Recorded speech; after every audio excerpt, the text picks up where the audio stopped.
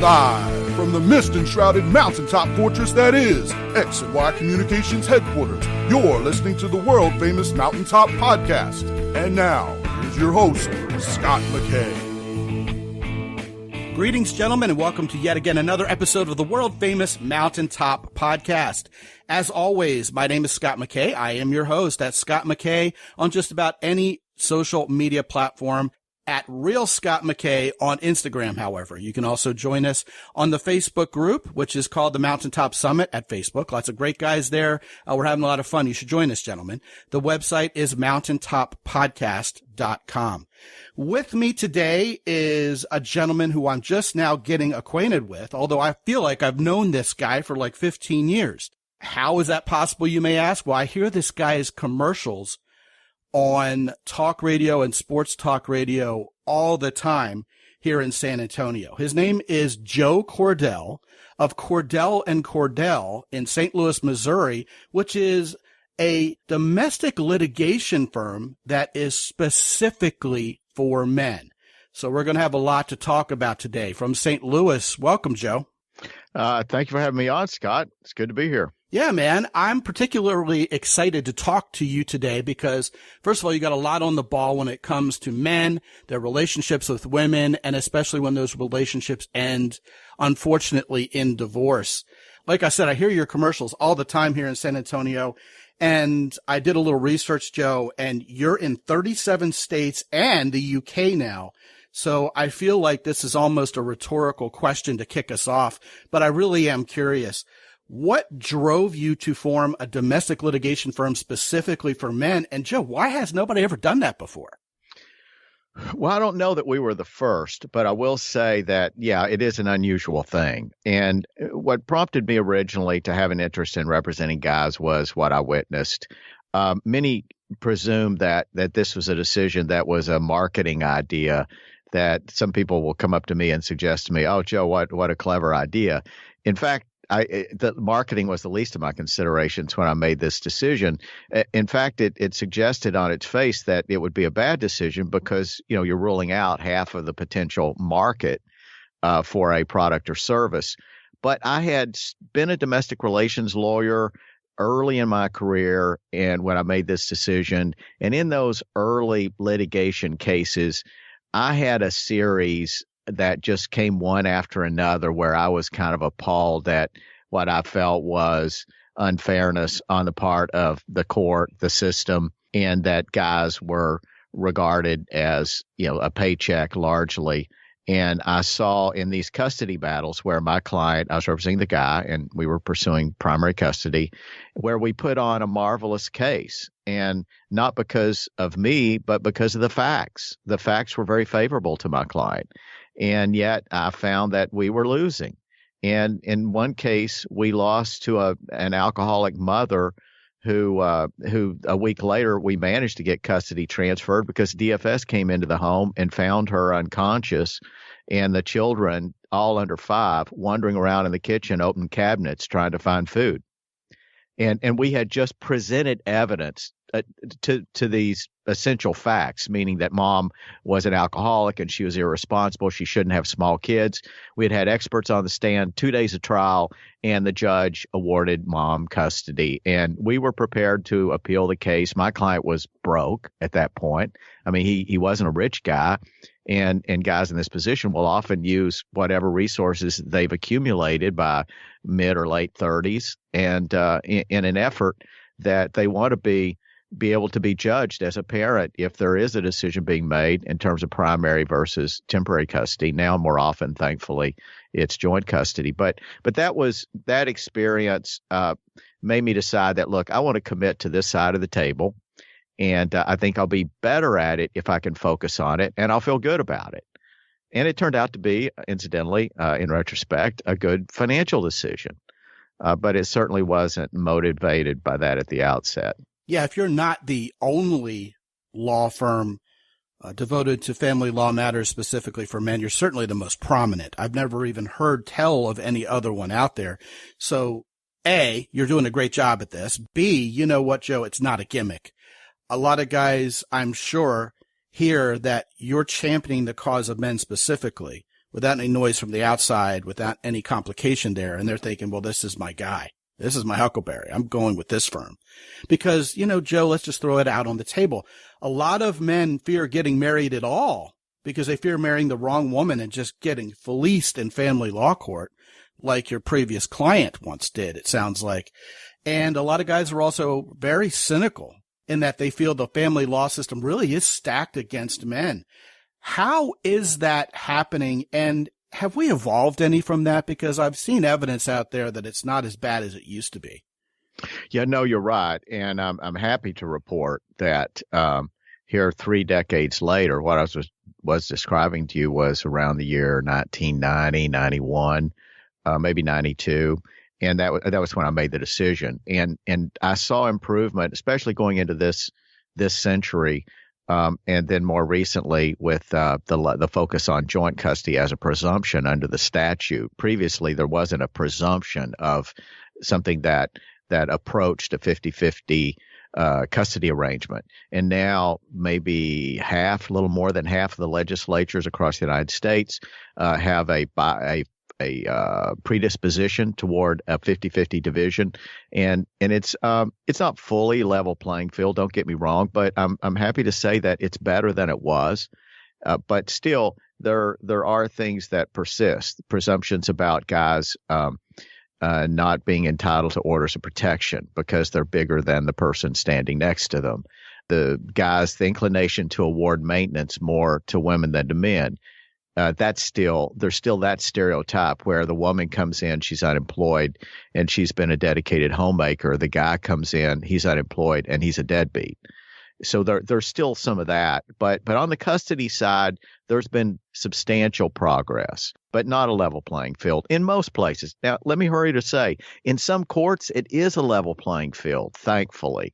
But there just need to be a whole lot more of those courts. This idea that women are always right, believe all women, kind of this halo effect that women are angels.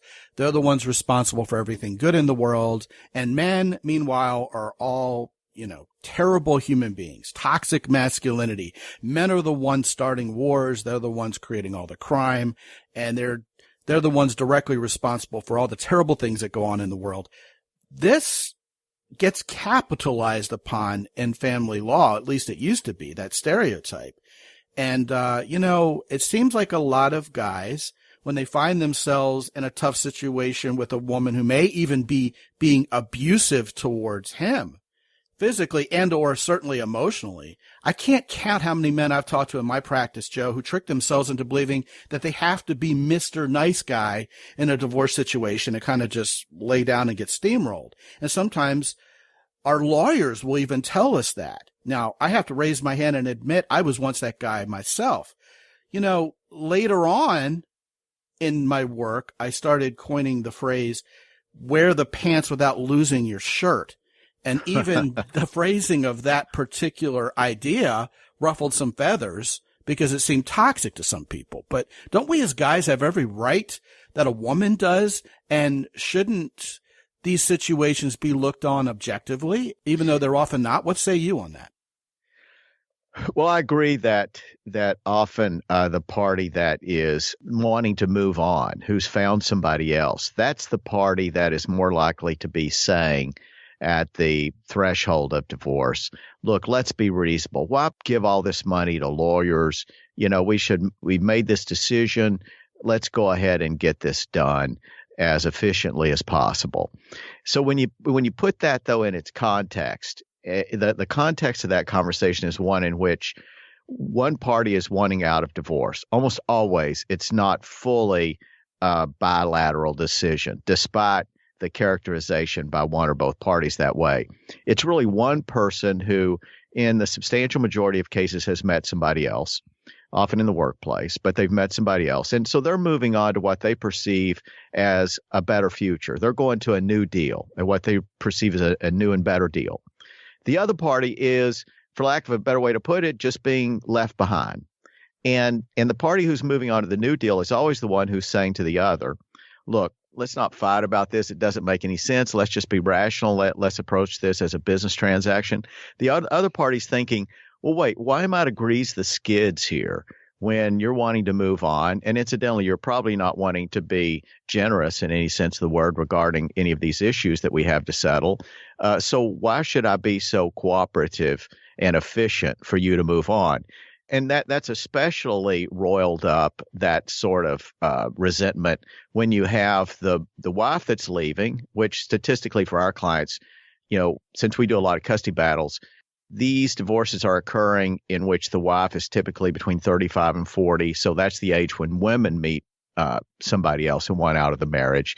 And the other stereotype with which people are more familiar is what men do in their 40s and 50s, which there's some truth to that stereotype, where they're more likely to leave, and often for a woman that's a little bit younger, not 20 years younger, but maybe 5 to 10, sometimes a little older, a little more younger. But no one talks about what women do in their 30s. So the core clientele, the prototypical case that we have in a custody battle is one in which the wife is wanting out. She's met somebody else. She's in the 30s. The kids are small. If you think about the implication of that age, the kids are small, which is more of an invitation to a custody dispute versus when the kids are 18 or 15 and dad's 48. So mom is saying to dad, look, let's be reasonable. There's no reason for us to waste money on lawyer fees. We can get this done efficiently. I need primary custody. I need some maintenance. I need some child support. I need the better half of our property, and let's work this out. So our client is saying, no, I don't think it's going to be quite that simple. And so hence you have litigation. But normally it is one party who is not willing to cooperate with expediting this. If divorce has really occurred, Scott, in large numbers, where that truly is a bilateral agreement, that famous phrase, we mutually agreed. Well, mutual isn't quite to be understood the way one party is agreeing without a gun to their head and the other party is agreeing with a gun to their head. But if it truly is bilateral, meaning they both say, this just didn't work. Okay, I get it.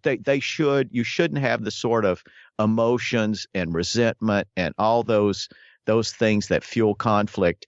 You shouldn't have that. Then you're just left to deal with greed. and of all this stew of emotions, greed is easier to deal with than some of these other things that are triggered by custody disputes and infidelity and betrayal. And, all the greatest novels in human history have centered upon these emotions. Yeah, it's refreshing to hear you talk out loud in such terms as a family law attorney, because it really seems to a lot of us as guys that it's not like the women win financially or the man wins financially. It seems like the lawyers win financially in these bitter divorce situations. And a lot of less scrupulous, less ethical lawyers than yourself, Joe, really leverage the bitterness and hate between a couple to prolong this divorce and really suck all the wealth out of their bank account. And you're talking about, having a more level-headed approach and trying to find a happy medium there, which I understand sometimes is still very difficult. And when someone says, hey, here's something fair and equitable, it rarely is. They're not going to hand over their stack on a silver platter to the other person in the interest of fairness, which is why you're still there and why you're still doing your job.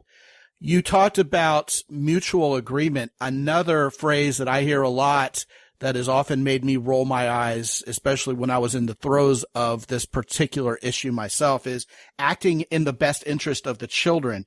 It seems like that concept is wide open to manipulation by the family law system, isn't it? It is, because it puts on a higher ground somebody who has their own agenda, meaning usually a social worker, perhaps a psychologist, but it's someone to whom the judge will look that has in the judge's mind greater credibility than anyone else and whose influence becomes disproportionately large. So it's true that the lawyers representing the wife or the husband, technically their client is the husband or the wife. It's not the children. It doesn't mean that they should disregard ethically, obviously, the interests of the children. In fact, they probably should ethically consider it. But the ethical rules are designed in which you're fiercely loyal to your client, and our client is the husband or the wife. But so you have people who offer themselves as the disinterested view, and often they testify in court if you've had a custody battle of any length at all, then you probably have these professionals who get involved. But they have their own agendas and they have their own perspective about what's important for children, everything from the type of education they should have to the type of religion even, or how religion should be taught to them or whether it should be taught. I mean, the power of these people, these strangers to the parents who represent their worldviews, and the worldviews that historically would have been most influential for these children are suddenly become minimalized or marginalized.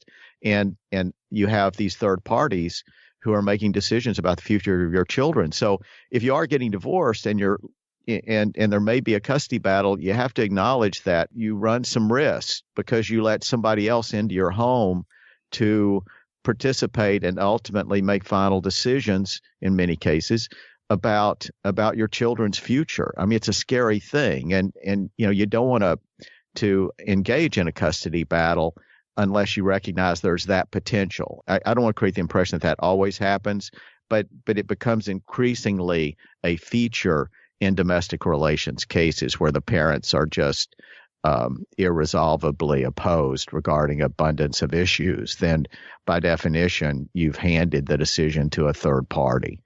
I've seen suspicion out there that sometimes judges in family law court actually are acting in the best interest of the state rather than either of the parties involved in the divorce, let alone the children. What are some examples of where that could theoretically creep in and rear its ugly head, Joe? Well, it's often, incidentally, I would say, people who are employees of the state, including judges. These social workers often are either contract workers or employees of the state, and they become involved in disputes in the juvenile court as well as in domestic relations cases where there's custody involved. In different counties and in different states, these will vary in terms of the magnitude of their influence or role, but it's an increasingly common thing. So yeah, considerations are made as to what is the impact financially on the state. I mean, factors like that will get considered. And also to the extent that one parent is offering a religious school or some other sources of influence that they approve of, then that's going to receive the support of the state. The state, of course, is a product of the latest cultural obsession, whether it's diversity, whatever it is, it's going to be something that will have an edge in terms of whatever the custody arrangement is and whatever decisions are made about the children.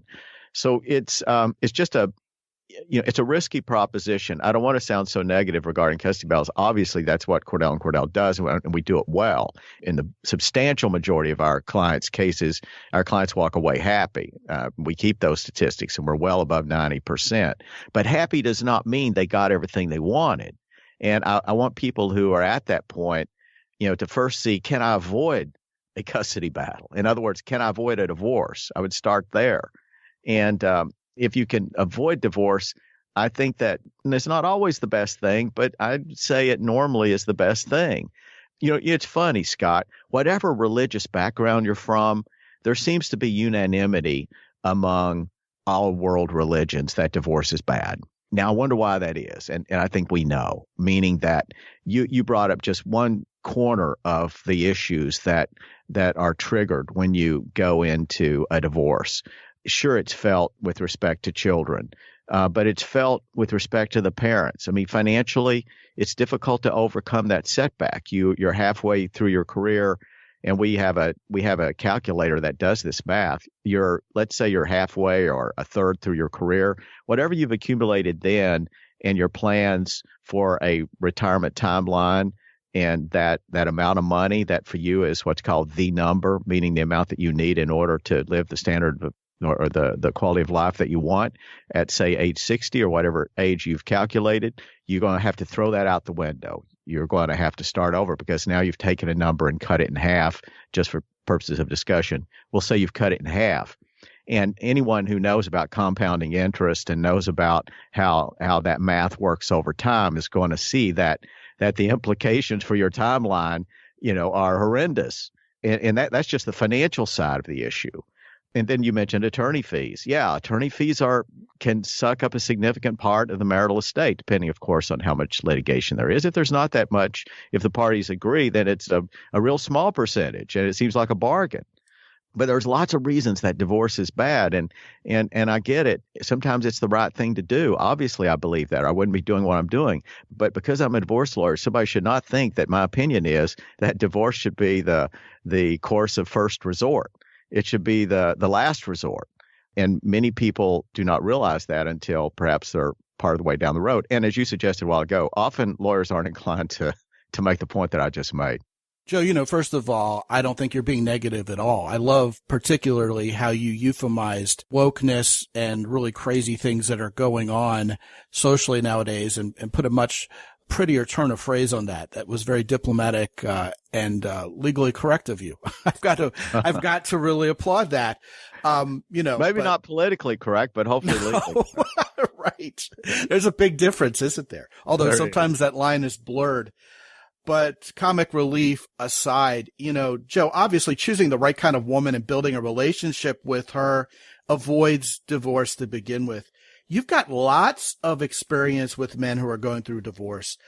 I have to ask you, based on the wonderful points you just brought up, what are the major themes that keep coming up in divorce one after the other? I mean, obviously we've heard all about how money and infidelity ruin marriages, but I'd like you to dig a little deeper into that and talk about some more specific reasons. And at the risk of stacking this question on you, you did mention that there were solid reasons why, you two probably shouldn't be together anymore. And there seem to be other factors that, in your estimation, and indeed mine also, by the way, seem tragically avoidable. So what do you see coming up over and over again? What could have been avoided? What could have been headed off at the past? And what are some situations where you just need to stop kidding yourself and say to yourself, even as a man, I got to get away from this woman. I got to distance myself. Well, there are some things that are just absolutely toxic and that almost, assure a divorce sooner or later. And many of these are not surprising. Perhaps none of them are surprising. One, of course, is drug or alcohol addiction. That's, you're going to end up with a divorce sooner or later because things are going to fall apart. All the wheels are going to come off of the marriage and the finances and the children's welfare. So addiction is something that will kill any marriage, no matter how good a start or how good everyone's intentions are. It's a similar thing with physical abuse.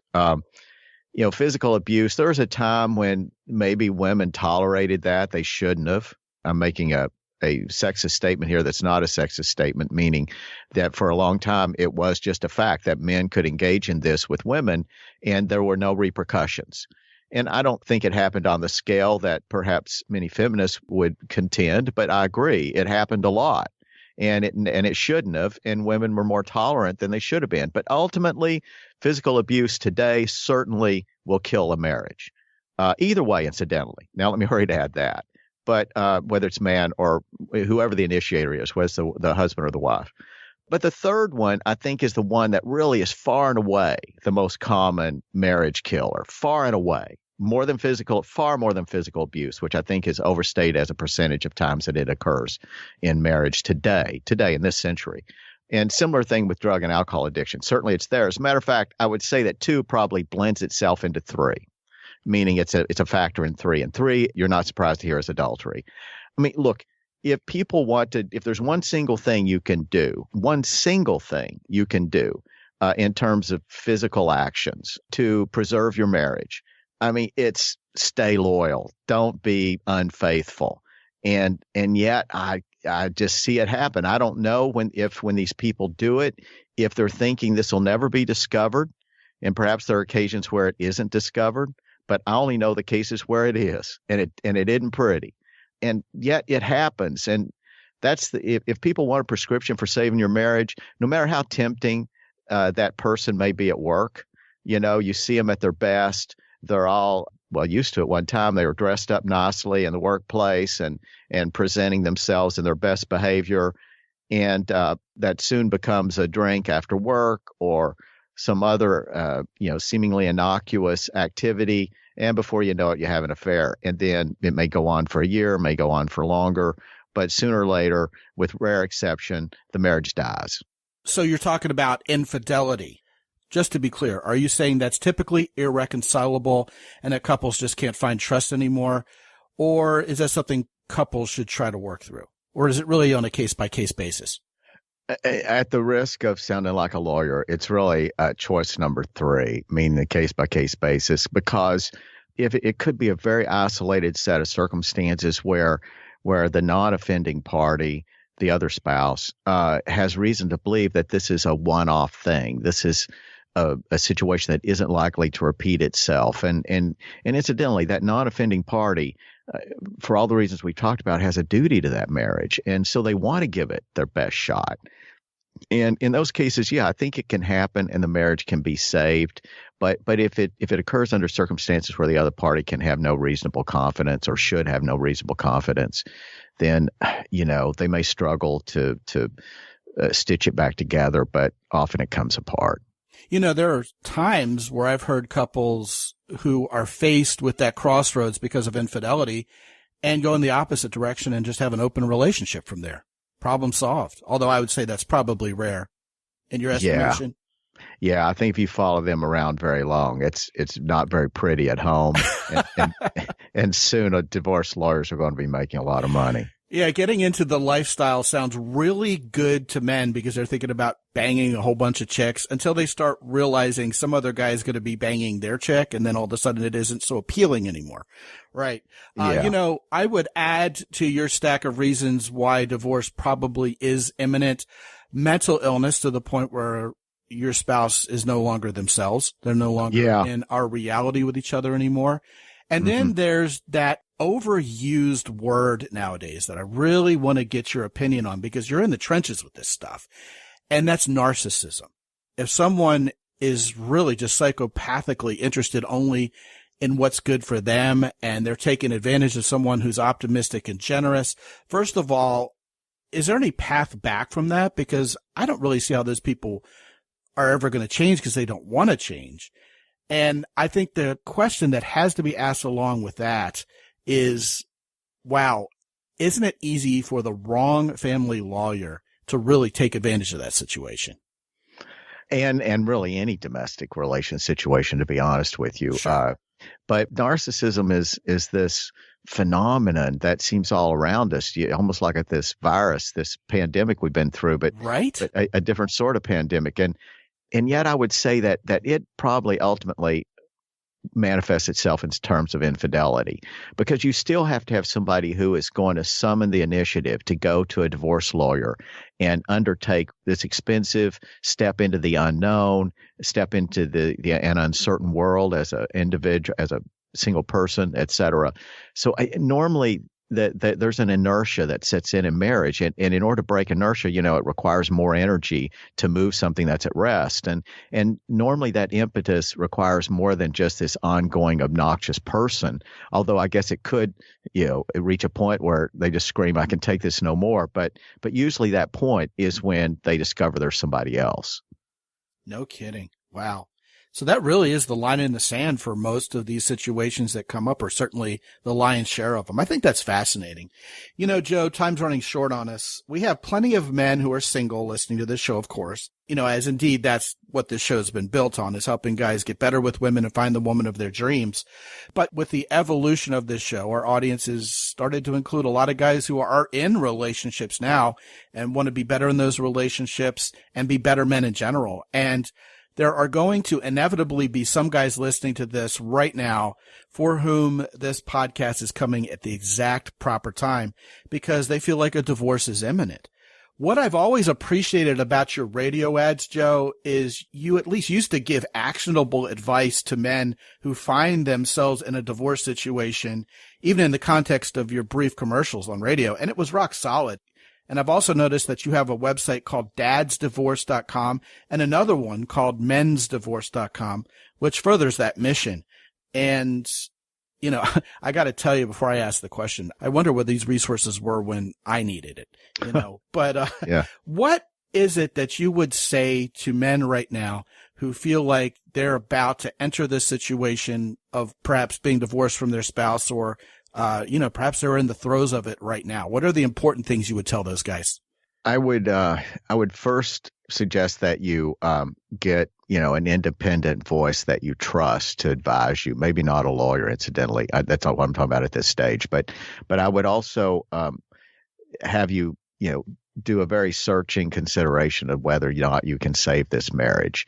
And if you can't, rather than to hang in there, hope against hope, and become more immersed and more entangled, and things are become more difficult to extricate, it's better to move forward.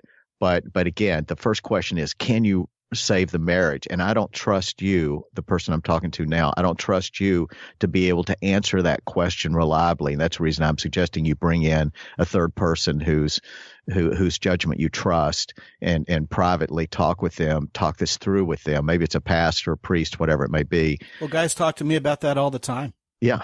Well, yeah, I somebody like you. Somebody who can look at it independently. And if you can realistically hope to save the marriage, you should try it. Absent that, you have to cut your losses. And I hate to say that, but, I would say that to my best friend. Yeah, I think that's all very good, honest advice. Before I send these guys to your website, Joe, I have to tell you, I genuinely appreciate the fact that you've instituted a capped billing feature for certain types of family law matters. That's super reassuring for a lot of guys who have sweaty palms about a potentially unknown number of billable hours associated with a legal matter, and fears that keep them up at night that they're going to lose all their wealth, all their net worth to lawyers in this situation. So I just want to tell you, I appreciate that feature of your practice, and to me, it lends a lot of credibility. Well, thank you for saying that. I know it's legitimately the number one complaint that clients should have in domestic relations clients should have generally, is that you don't know. And the lawyer's in a position where they have no idea whether this is going to turn into, a thermonuclear war, or is it going to be settled in the early stages. And so, in fairness, being devil's advocate perhaps here, lawyers bill hourly because they don't know any other way to do it. But it creates all the wrong incentives. It creates the wrong incentives for lawyers. It gives clients, as you point out, it's an unknown for them, so they can't plan. And it's not the ideal system, but we've come up with some ways to try to mitigate some of those deficiencies, and we've not eliminated them entirely, but it's the best we can do right now. His name is Joe Cordell. He's from Cordell & Cordell in St. Louis, Missouri, although he's probably in your market too. And what I want to do right now is send you to his website. I've set up a special URL as always, which is mountaintoppodcast.com/Cordell with 2 L's, Cordell, where you can learn all about his practice. And gentlemen, if you're in a situation right now where you're thinking a divorce is imminent, take all the good advice you're getting from Joe here. But if you need a lawyer, why not hire a lawyer that is on your side, and you know that from the very beginning.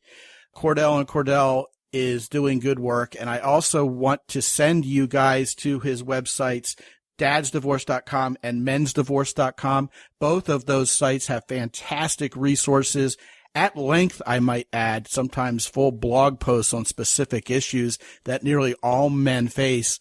And I would also add, a lot of times guys really feel like they're alone in when they're really not. Dadsdivorce.com, as the URL would suggest, is focused on men who are fathers and are perhaps looking a custody battle in the eye. And mensdivorce.com is, I presume, for men who don't have that issue with children, but have a whole lot of other issues, including their net worth and the various and sundry other potential pitfalls that might come up that we've talked about on this show so far. All great websites. Cordell & Cordell is doing good work in a field that takes a big hit for sometimes not doing very good work. So, Joe, I appreciate your willingness to come on today and have a very candid conversation with these guys. Thank you, man. Yeah, thank you, Scott. You have a great show. I didn't know about it till now, so I'll be tuning in.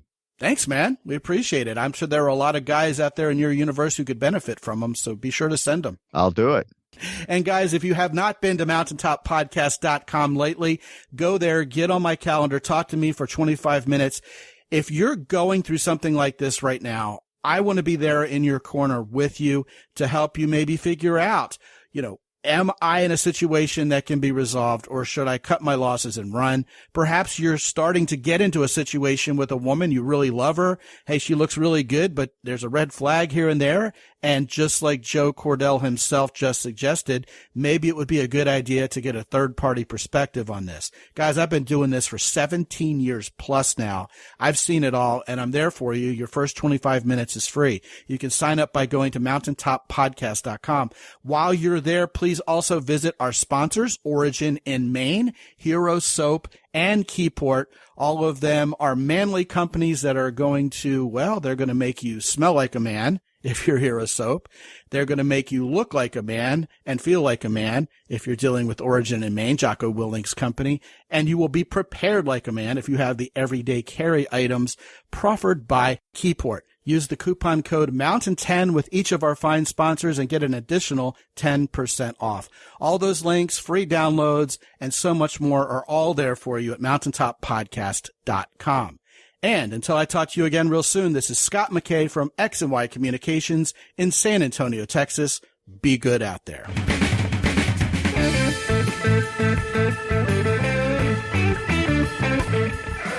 The Mountaintop Podcast is produced by X&Y Communications. All rights reserved worldwide. Be sure to visit www.mountaintoppodcast.com for show notes. And while you're there, sign up for the free X&Y Communications newsletter for men. This is Ed Roy Odom speaking for the Mountaintop Podcast.